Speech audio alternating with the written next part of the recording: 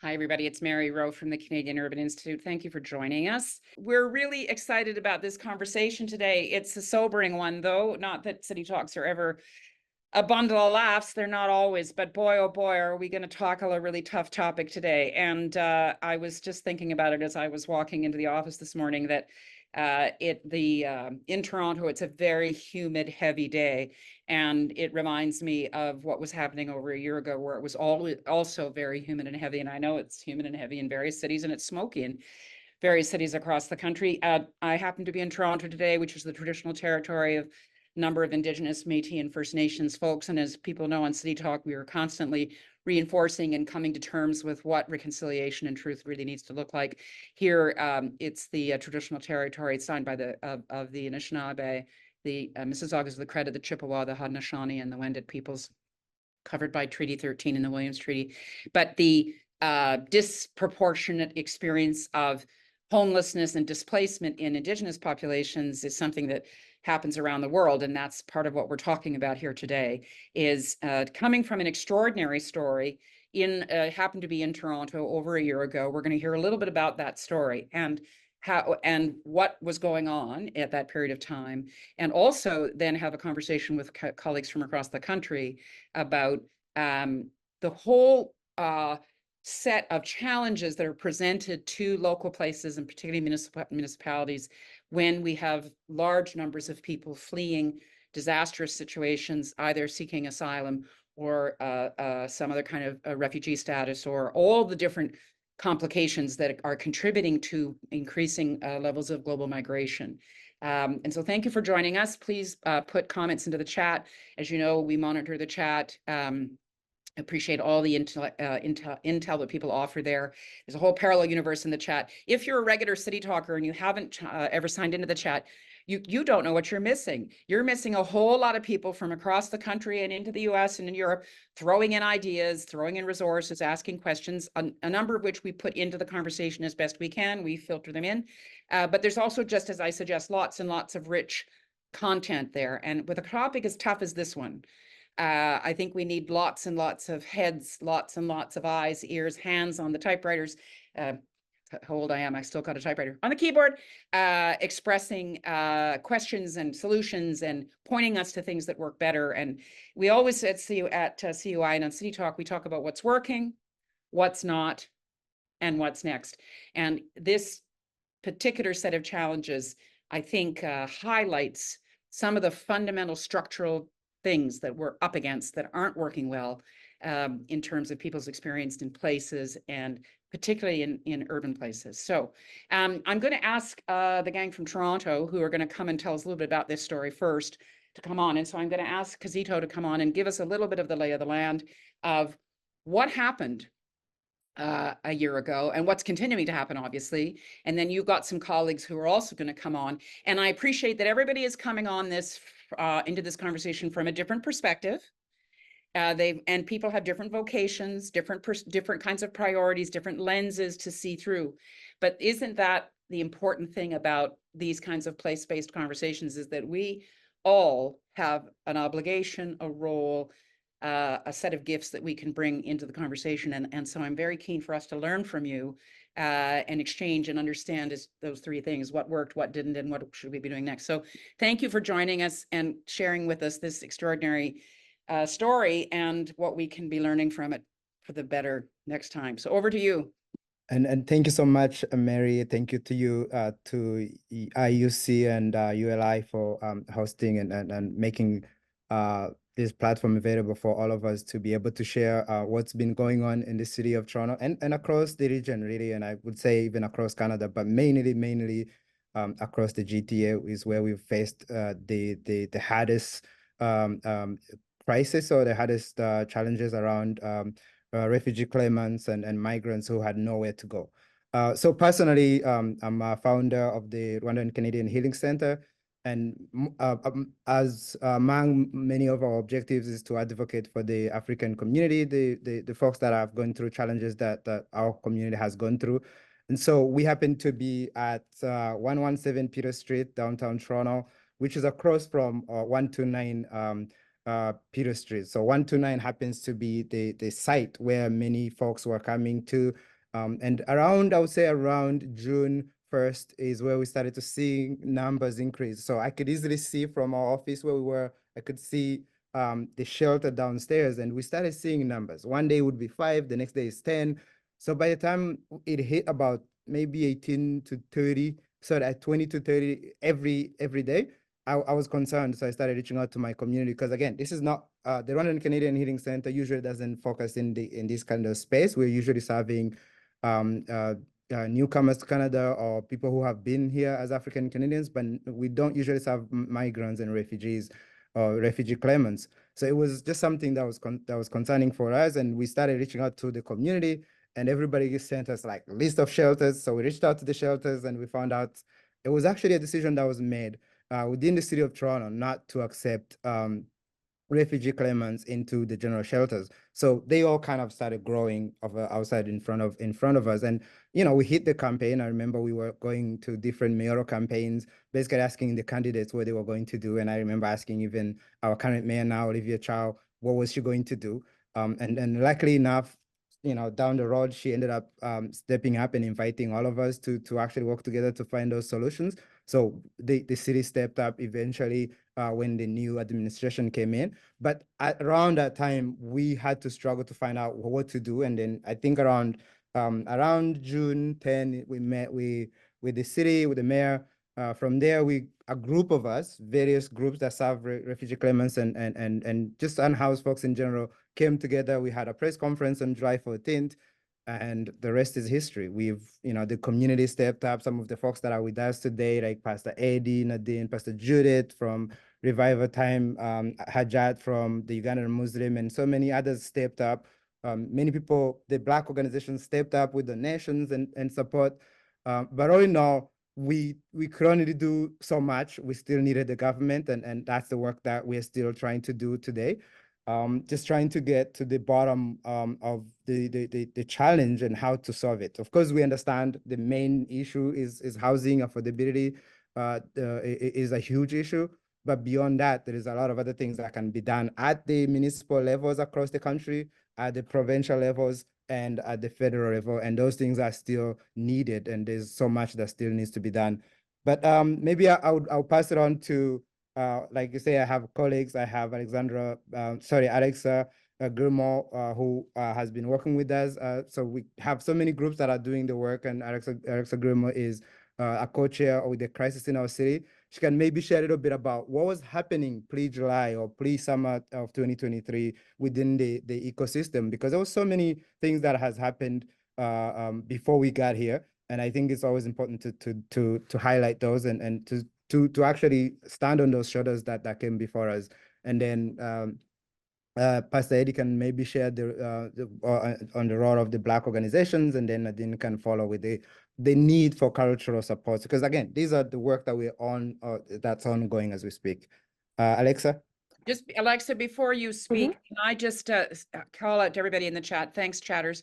Change your settings so that everything you say is going to everyone. Little toggle at the bottom of your chat. Otherwise, it just comes to me and the gang. And there's a lot of panelists who are happy to see it, but everybody needs to see what you're writing. So a few of you have posted only to hosts and panelists. Go back, repost to everybody. Second thing is, I should have acknowledged right off the bat, my bad, sorry, our great colleagues at ULI Toronto, who are the co-hosts of this and actually who initiated the session with us. So sorry about that. They're 10 feet away from me because we share an office together. So my apologies that I didn't acknowledge them right off the bat. So everybody, please change your settings. And Alexa, over to you. And the other thing I just want to add is we have several pastors on this call. We can talk more about that, about how pivotal the faith communities are to this, but I'm not going to use your honor. I'm not going to use your titles. I hope that's okay. So, anyway, you can tell me if I should be, but Alexa, Pastor Alexa, Yeah. the Reverend Alexa, over to you next to tell us a little bit about what Kizito was describing. Thanks, Mary. Alexa is just fine. So for me, I got involved in refugee work over 10 years ago when my church was asked to house a refugee family that was facing deportation. And they lived with us for a year and a half inside the building, unable to leave. Another issue that we have in our country sometimes is the failure of that system. But in about late June of 2023, I started getting calls from concerned colleagues and started showing up at 129 Peter Street. And I just want to set that scene for you a little bit. If you're not in Toronto, 129 Peter Street is in the heart of the entertainment district. So there are restaurants, there are families going to movies, there are couples dressed to the nines. And in June of last year, July of last year, August of last year, all through the winter, they were stepping over Black bodies to go to restaurants, movies, and a nightclub right across the street. So that is the context in which many of us were spurred to action. We were seeing our beloved siblings locked out in the middle of a funding dispute between the federal government and the municipal government. And we were seeing the numbers growing. So those of us who'd been doing this for many years, refugee claimants are the ones who come to our airports or to our borders, and they make a claim at the border. And we signed on to the UN Declaration of Refugee Rights as a country, that if you come to our borders and you say you are in need of asylum or in refuge, we will protect you and we will address your claim. So just to give you a sense of it, in 2023, we had 143,575 refugee claimants. So 143,000. To put that into context, the year before in 2022, there was 91,000. So a massive jump, right? Now, some would say, well, that was because of the pandemic. So I went back in time and looked. In 2019, we only had 64,000. In 2018, we had 55,000. So we've tripled since 2018. So this is the numbers that we're seeing in the country. Now, it's not, it's disproportionately sort of spread across the country. For example, in Ontario and Quebec, we're seeing the largest numbers. In May of this year, there was 15,000, almost 16,000. 8,600 of them were in Ontario, 5,000 in Quebec, and then BC had 800 and Alberta had 7. But the refugees are moving across the country. So this is really a crisis or a situation that we all have to put sort of our efforts into. And we're seeing that the shelters are full. Peel region had 4% refugee claimants in 2022, and it jumped to well over 60% refugee claimants in 2023. Wow. So really big numbers. Cities were overwhelmed by this. And now what's happening is that the IRCC, the Immigration Refugee Board for the federal government, are taking the refugee claimants from Toronto by the hundreds every week and taking them to cities across the province. So there's hundreds of them in hotels in Cornwall, Windsor, Niagara, and those communities that Nadine will be talking about a little bit are becoming overwhelmed in terms of providing the supports. The other thing in terms of background was that we had fabulous refugee claimant organizations who settle these folks really well. They've been doing it for 30 years plus, and they do it for sometimes half of what the cost of the federal government and our cities can do, because we're having to react. We're having to buy hotel rooms, and that's $250 a night per person, whereas some of the refugee claimant serving agencies do it for $50 to $150. So that's the context in which sort of all of this fell. But at the end of the day of this, we're talking about humans, right? We're talking about two of my dearest friends who I met a year ago when they were freezing in a 0-degree temperature in sundresses from Uganda. They'd escaped with their lives, left their children behind, and then found themselves wandering Spadina Avenue for 2 straight days in flip-flops. We're talking about a Nigerian man who, you know, I had to send to St. Mike's Hospital with a case of suspected pneumonia. We're talking about our brothers and sisters, and so the numbers tell one story, but each individual tells a very different story, and it's really compelling that we do something about it. And I want to bring in Pastor Eddie, because of course he and Nadine, who you'll hear from, they met those individuals and those individual stories and opened up their doors of their spaces to make sure that the people that I was seeing on the street found a place of refuge. Okay, well, let's go to Pastor Eddie next. Just as we're getting him queued up, I often say that cities are a fundamental act of collective empathy, that we are in Mhm. proximity to one another. We are, Mhm. we hold a space together.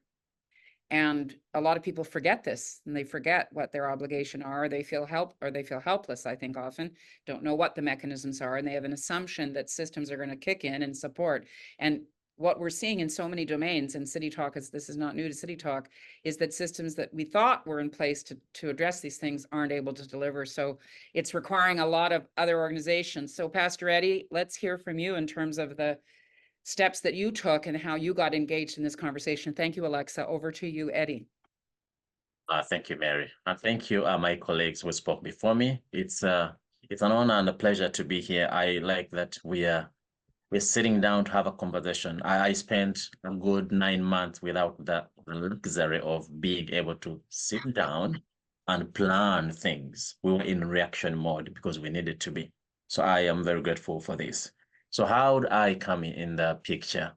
I will take you back a little bit before the July 17 press conference. So I'm going to take you back a month before that. So around June 17th, around June there in the middle, I received a phone call from just a community member who knows me from my many years of leading a church called Dominion Church. And he asked me a question. He says, Pastor, are you aware of this is the language used. Are you aware of our brothers and sisters sleeping on the streets of Toronto? I'm like, what do you mean? It's like, I mean exactly what I said. There are many people, and you can tell that they are Africans. In fact, some of them, I even spoke to them. They are from Africa. They are sleeping on the streets on cardboard. So I have lived in Toronto. I have lived here since 2006. I have never seen that. I have interacted with the homeless population. In fact, I was a shelter intake worker for years. I didn't see that kind of picture he was describing, so I picked interest. That phone call now draws me to being attentive to really what's going on in downtown Toronto. So little did I know that the numbers were growing, as my brother Kizito was describing there. So we said, what are we going to do? That is around June 20th. So I call a meeting at the church and I just share with everybody what I have just learned, because I learned that the numbers were growing big. So then one Sunday, we just get one church van and two other vans from volunteers and we drive to that location. We were going to pick 8 people. We ended up picking 23 people. And I thought to myself, okay, we didn't realize what we're going to do. So we brought them to the church without a plan per se. And all I did is to put on a Zoom meeting and we appealed to community church members to take people to their homes because we didn't think we could have people sleep there at the church. It was clear that church is not where you sleep. You go there for everything else except sleeping. So we started doing that. I would appeal to people, say, oh, Eddie, can you take 2 people? Chizito, can you take 1 person? Or Alexa, can you take 3? We did that for a good 3 weeks. And I realized how unsustainable it was because 2 weeks in, if you took 3 people, that's 3 extra adults on your grocery bill. No funding whatsoever, no means whatsoever. And people were calling to say, Pastor, can you send me a bag of rice? I didn't have a bag of rice. So I realized that this was not sustainable. Now, a press conference happens on July 17. So because of that work we had been doing silently and quietly, and we were just doing what we thought was the human thing to do, Kizito and the team got to know, I think, about us. So they said, no, Pastor Eddie has to be at this press conference. I come to the press conference. After the press conference, my phone number became literally like a call center because now people thought, okay, there's another group here that takes people, but really we did have where to take people. Now, I'm gonna really summarize this. On July 17, No, the press conference was July 14. Now, so that's a Friday. So Saturday, Sunday. Now on Monday, July 17, we hear an announcement that there's a church that has opened up 1,100 spaces where people can go. Now, because I was in touch with so many people that were really desperate for a space, I started registering people. Before I knew it, I had about 40 people just there waiting with me. Said, okay, fine. So I sat with them at this church while we waited for Chizito and the team pick up the people who were gathering at that different location downtown. They went downtown, they picked up people. They went to pick 60 people. They ended up picking 170 people. Now, if you're putting together the math, the church that had promised space had only promised 100 people. That means that they received way more than they were able to accommodate. That also meant that for us, we're waiting at Dominion to be picked up. Up to this day, that bus has not come. And this is 12 months down the road. So that is how we got in. So people started sleeping at the church, literally on carpets and chairs. Whatever was there is what they used. So that's how we come in a way, more of a reaction than a response. We're just reacting to a dire need. People came to us after sleeping on the streets of Toronto for a good 21 days. I have some images that they would never leave me. There was a young lady from Kenya. She missed the van that went to pick people because she fainted. That's before the van came. Oh, God. When she fainted, she was taken to one of the major hospitals in Toronto. This really left me so upset. When the time came for her to be discharged, because they found out it was exhaustion. She didn't have any other medical issues. It was exhaustion. When the time to discharge her came, they call me. The social worker from the hospital calls me.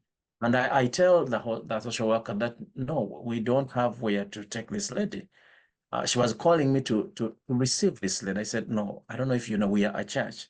We are not a shelter. She said, well, I've tried all the shelters. There's nothing. I said, well, you can't send her back to the street. Guess what? She was discharged back to the street.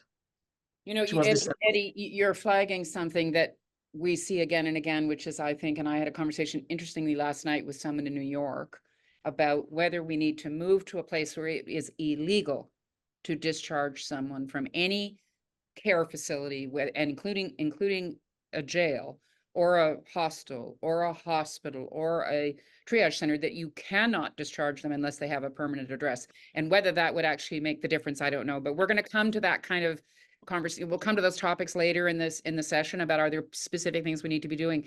Can we pass now to Nadine? Is she next on your list, Eddie? So yes. So before I invite Nadine, so Sure. 1 minute to just do what Chizito to ask me to do. Otherwise, he will fire me. Oh yeah, So, you don't want to be in the bad no, books. no. I was supposed to talk about the role of the grassroots, and I'm just going to do that in 60 seconds. Okay. So I want you to imagine, Mary and everybody here and the powers that be, and I see our beloved counselor here who is literally in our corner. I really have deep words for her. But I want you to imagine an arrangement where community-based organizations such as faith groups, churches, non-profit organizations, imagine where they don't just jump in when gaps are found. Imagine there's an arrangement where there's an ongoing, respectful partnership between the government and these organizations, so that when things like this happen, and they will happen, so that when things like this happen, we just activate this arrangement. I want you to, everybody here, if you remember nothing I said, I pray you remember this. We want to imagine a time where the government, church groups, faith groups, mosques, synagogues, or other grassroots Black organizations have this respectful, and that word is important for me, respectful partnership, where they're not looked as disruptors or as beggars, because in many ways that's the vibe that we are getting. Like, we can be partners in development, because there's evidence that we have done that. So I want to thank all of you for listening. My sister Nadine. Thanks, Eddie. And you're totally right. The whole question of respect and dignity. Nadine, welcome to City Talk. Good morning, everyone. I'm Nadine Miller, the Executive Director of Pilgrim Feast. Like Pastor Eddie, it started for us by somebody saying, my brothers are sleeping on the streets. 40 people, 40 men that was sleeping in our basement for a while because we had a restaurant at the top. And they slept there for a couple of weeks. And then within a couple of days, we turned into 180 and it just kept climbing. It's just the medical support that was not there and all the different nuances that make up life inside of Canada. We just realized that it was not there. And not having it and knowing that the refugees did not have it, I think, I could go back, but I want to go forward. I think our worst days was Thanksgiving. Thanksgiving, Kazito, Pastor Jumba, and Pastor Judith, well, we got together and they said there's more people sleeping on the streets, and they said, who's gonna take them? And then Kazito was talking to me for over days, and I said to him, I don't know if I can do this. So I went back to the church board and said, we have to do this. How are we gonna do it? I said, well, I have a solution. They said, what? I said, bunk beds. And we initialized bunk beds inside of the location. And literally, in doing that, what we found was even the refugees themselves became a family, and they started putting the bunk beds. And then we found out that we had more than what we expected. I think we were expecting about 45. But before the night was over, we were at 65. And in doing that 65, what we had to do was even the boxes from the bunk bed, we shifted from it being a restaurant now, and we knew that this was now a complete emergency rescue center. There's nothing that we can do. The restaurant needs to shut the doors. And as a business owner, shutting your doors is never easy, especially when there's no funds coming in. So we had to shut those doors and make the minds that we're not going to be serving the community anymore, and rip up all those boxes and literally create a bed that night. That night I said to someone, I never knew that snoring could sound good. And as we had over 30 men laid right across the floor and on the chairs, if you can picture that, all the banquettes had chairs, everything was turned upside down. The tables were now outside of the restaurant. And the landlord's like, what's happening? Yeah. Because they can see from the cameras what you're doing. So all the tables were now put in the back, and we started emptying out everything. And it just became, even behind the counter where we would normally serve food, we had 3 refugees sleeping there. I laid the men sideways so they could fit. And we threw, because we didn't have enough blankets, we went shopping to Walmart. Walmart didn't have enough. We went to 5 different Walmarts, all the way to Vaughan. And we were in Etobicoke. We were going that far because we were buying blankets, Canadian Tire, anything that we could get our hands on. Yeah. And we called Pastor Judith and we said, Pastor Judith, we're out of pillows because we have 60 people. We don't have the 40, so we need more. And she drove until 2 o'clock in the morning. Pastor Judith came down and drove with Ricardo to bring us those pillows. And to see that everybody was sleeping soundly. That Thanksgiving Day, we didn't feed the pastor. We did not feed anyone. Nobody ate. And I apologized to my niece because she came for Thanksgiving dinner, but we actually didn't feed her. And she's 13. And I was like, I'm so sorry that you had to experience that. But we had to feed everybody else, right? Let's take you to Starbucks because you have shares there. She believes in shares. Nadine, do you know this phrase that the military use, which is leaders eat last? Right. It's one of those things you're either raised with or you're not. So that was a teachable moment for you with your. It was a teachable moment. No, none of us ate because we fed everybody. I know. And the secret was we got turkeys anonymously out of nowhere. Wow. And my secret donor was actually Doug Ford's office. Right. And it was a thing that I knew how it happened because I spoke to someone. They said they were donating to us. He said, no, you have a problem in your community.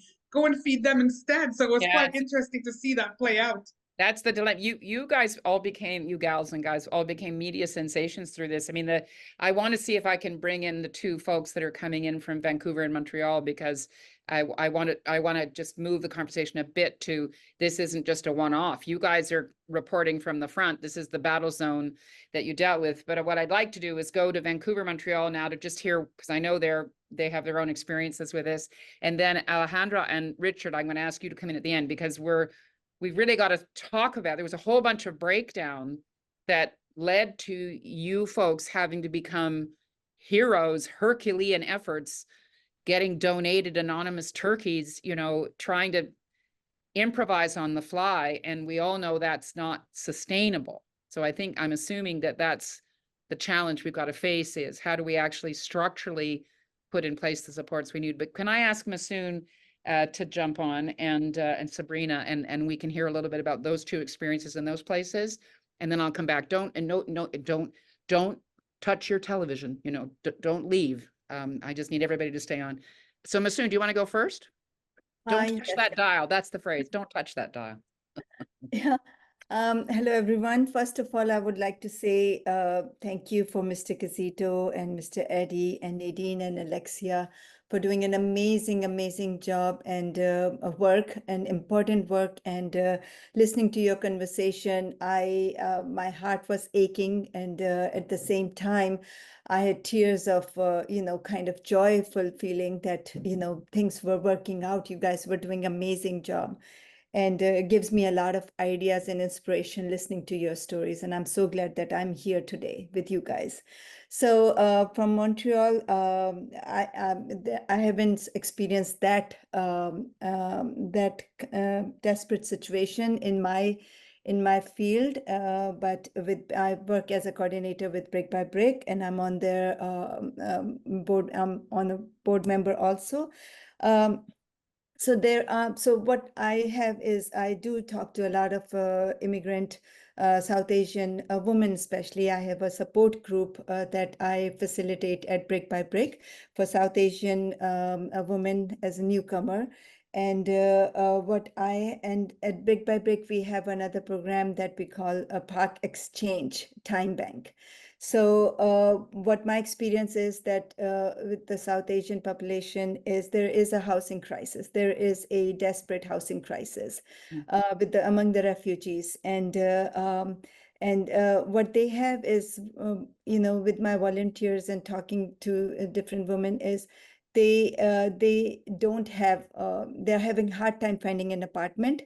And for as a quick solution, they are living in a shared rooms with multiple, like 15 people in the same house. Yeah. Where they can't cook anything, because by the time they come home, everything is, somebody has eaten it. They are taking showers at 4 o'clock in the morning, because after that they won't get a chance to do that.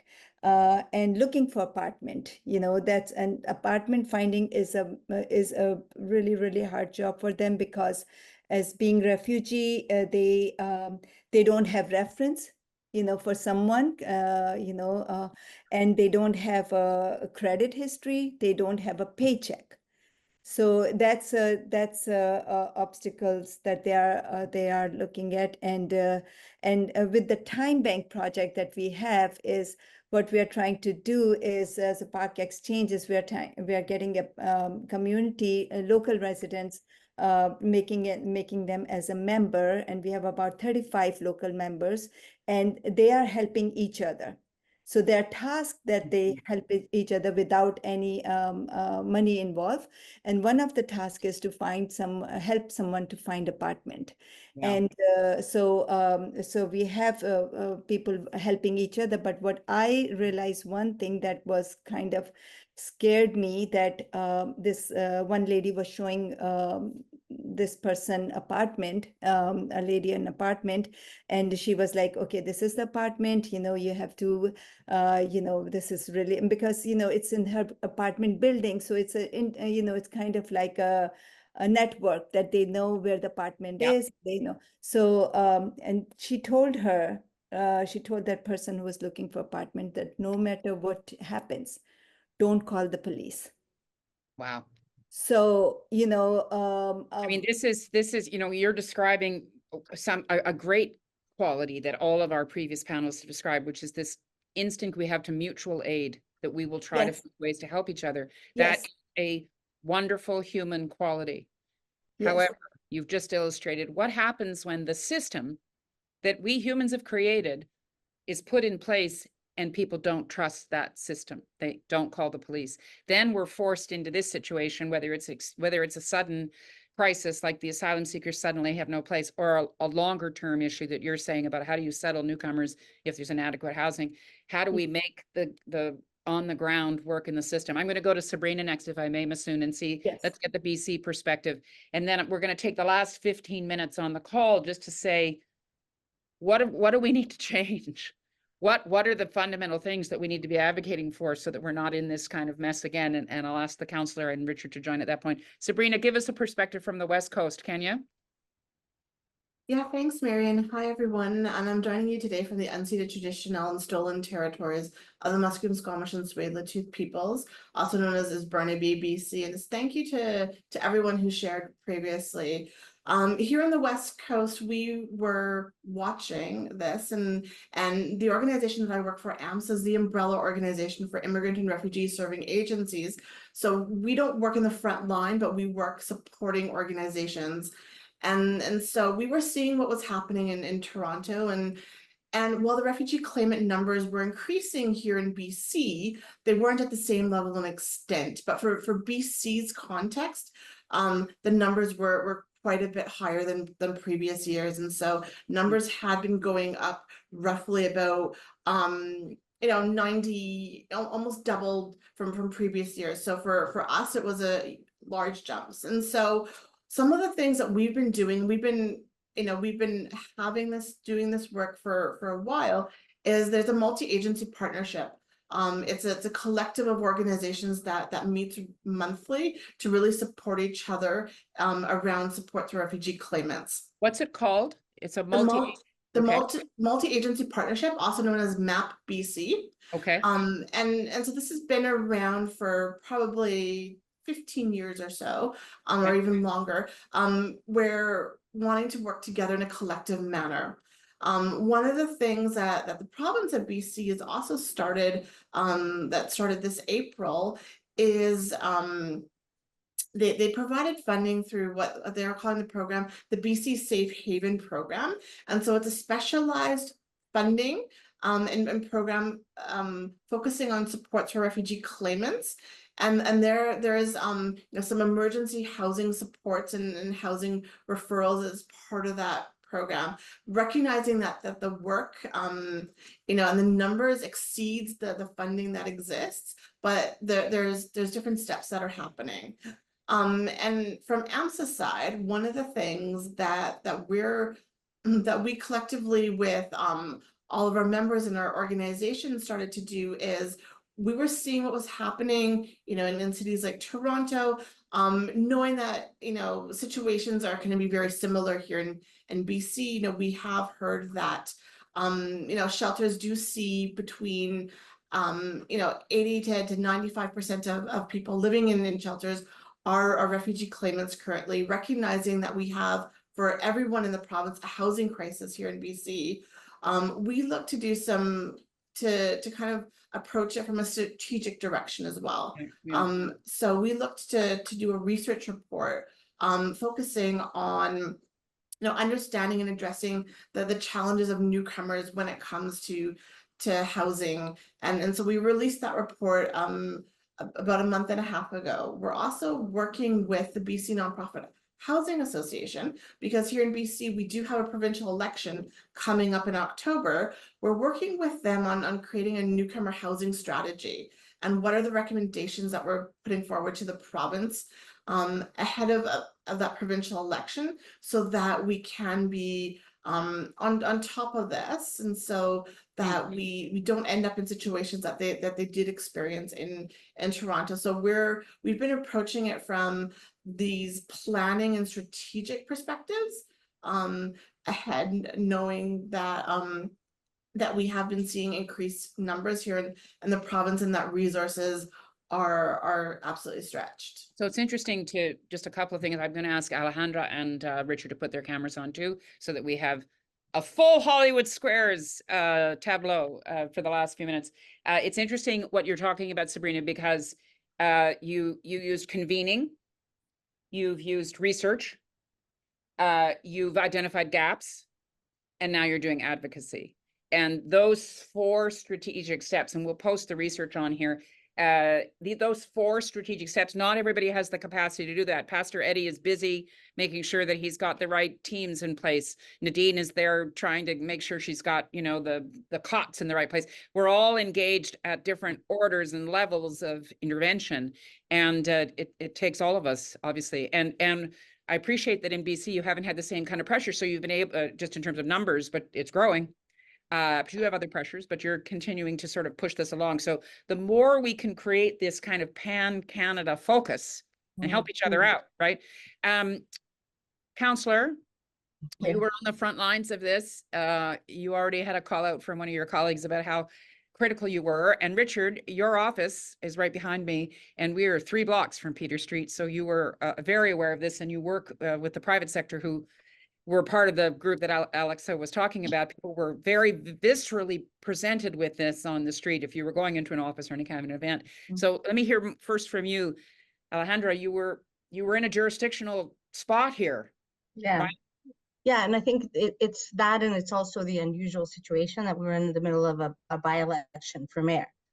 So I knew of the decision that was made by the shelter division and the mayor's office here under Mayor Tory that doors would be closed to asylum seekers, refugee claimants, refugees. And at the end of May, because of my relationship with refugee houses for a long time, but we were on the outside, not a lot of power.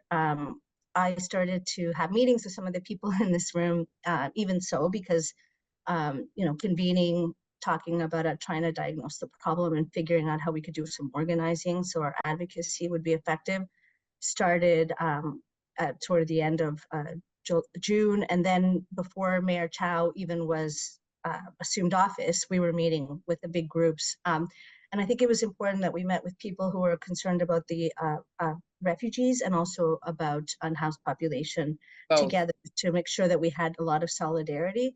I mean, this is a perfect storm. The federal government closed the passing in Quebec.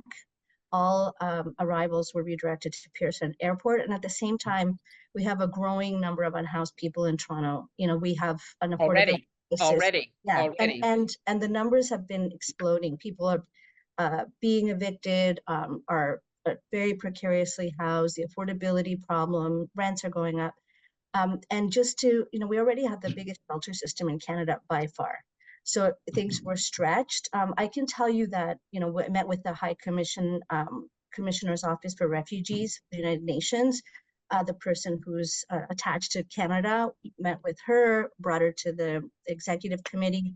The things that have changed now is that the mayor has made me chair of Economic and Community Development Committee, so I have a little bit more authority here as the shelter system reports in, and I can look into the inside. I can tell you that last year when this crisis happened, there were 4,000 refugee claimants arriving per month in Toronto.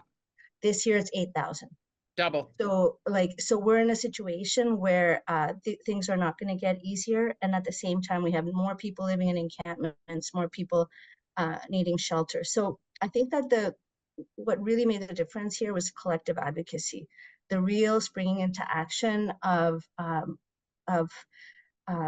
people like Alexa, and certainly the leadership in the Black community and faith leaders who, I remember, I think Nadine told me that, or I think it was you, says what it called to mind of some very dark periods for African people, for African descendants. And I certainly felt it too.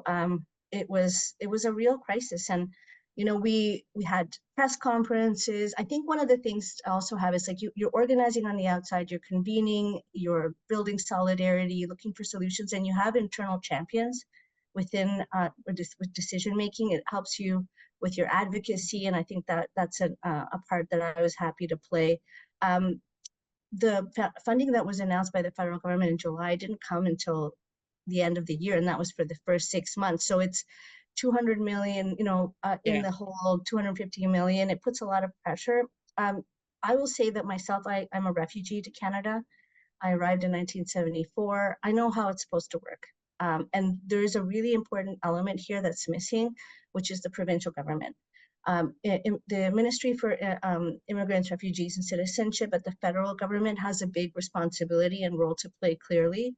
But the provincial government used to have welcome centers, and that's how where we went when I arrived. My parents quickly got their status confirmed, they got jobs, and that's how you're able to make sure that people are coming into welcoming communities. We have a lower population in lots of parts of Ontario where people would like to be receiving communities. They need support. I think a couple of things have happened at the same time that are really stressful around the interjurisdictional piece. It was sort of the federal government saying, well, they're not technically refugees because they only wanted to recognize sponsored refugees like Ukrainians, who they the Canada's opened the doors for and created a bunch of different programs and systems to bring them. The character of the people being African people, Black people, I think is a really important dimension here that we have to name, because it was horrific to see the difference in terms of the treatment. Last summer in August, the provincial government and Toronto put $7 million into the Canada Ontario Housing Benefit to help people move quickly into housing. It works really well, but imagine a municipality putting money into a provincial and federal program. That's how desperate things were. Right now, the federal ministry is receiving people, moving people in Niagara and in other places.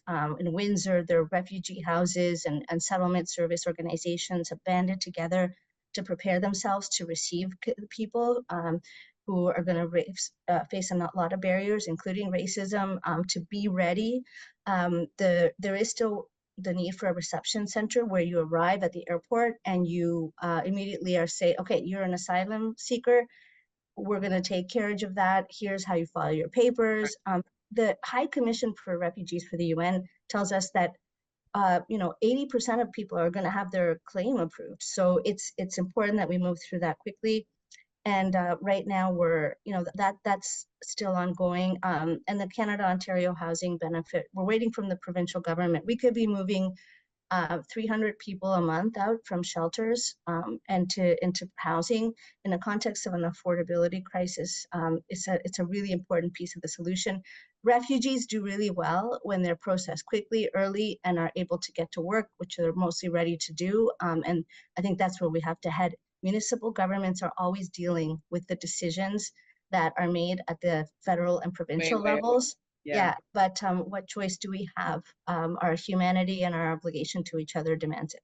Yeah, well, you're totally right about that. You are on the front lines in every way. You've added, Alejandra, you've highlighted a piece I'm going to put above the convening, research, advocacy, gaps piece, is the self-organization piece, which is what all of you are expert at. You all were faced with crisis and you continue to be faced with crisis, and then you just start to figure out what the solutions are. And I appreciate when you're sitting on municipal council and you've got all those jurisdictional fights that are not just this, whole bunch of others. It's hard to parse that. And so I appreciate the double role that someone like you, who's an elected person, but who's also an activist, how you have responded. Richard, can we just get a sense from you what your perspective is as a person working in the private sector and lots of experience, obviously, with these issues in government as well? Thoughts from you? Sure. Well, first of all, thank you, Mary and CUI, for putting the platform to this conversation. It really did need a national platform in many ways because it is a federal issue, although Councillor Bravo's point about the provincial government is really important. I want to speak to both of them. But I will say and ULI, just for clarity, is both a private and public sector and not-for-profit organization. We're not exclusively a private sector, right, though a lot of our members are indeed from the private sector. Right. Of all the housing conversations that we undoubtedly would be having no matter what, this is the one that we should should not be having. And it's very frustrating to me that we are having to have this conversation because it's such a glaring a flaw in how we are seeing our senior levels of government respond to what is absolutely clearly their responsibility first and foremost. And I love very much that my city of Toronto, and Councillor Bravo and Mayor Chow have picked up the slack, but they haven't got the resources to do this, as we all know, and nor does Vancouver or Calgary or any other city in Canada. And it is, you know, I hate to say it, it's shameful that this part of the housing conversation, which is so clearly jurisdictionally federal and provincial, has been sloughed down to the local levels and to the not-for-profit faith-based organizations. I mean, what we heard at the beginning of this program is embarrassing. It's embarrassing to think that we would have a system or lack thereof where the slack had to be pulled in the way that we heard described. And I'm just really grateful that organizations represented on this program and others have picked up that slack, but that shouldn't be. But I think of the bigger, this is the most acute part of an even bigger conversation, and that is just the absolute crisis of housing policy in our country and at all ends of the spectrum. Mm-hmm. We have seen a true abdication of responsibility at the provincial and federal government around affordable housing, around housing maybe writ large, but affordable housing. And I think that now what we're starting to see that. I was just going to say to Richard that his connection was unstable and then we lost him. So, but I think I have a sense of where he was going, which is that, and Peter Martin, thank you for putting something into the chat about this.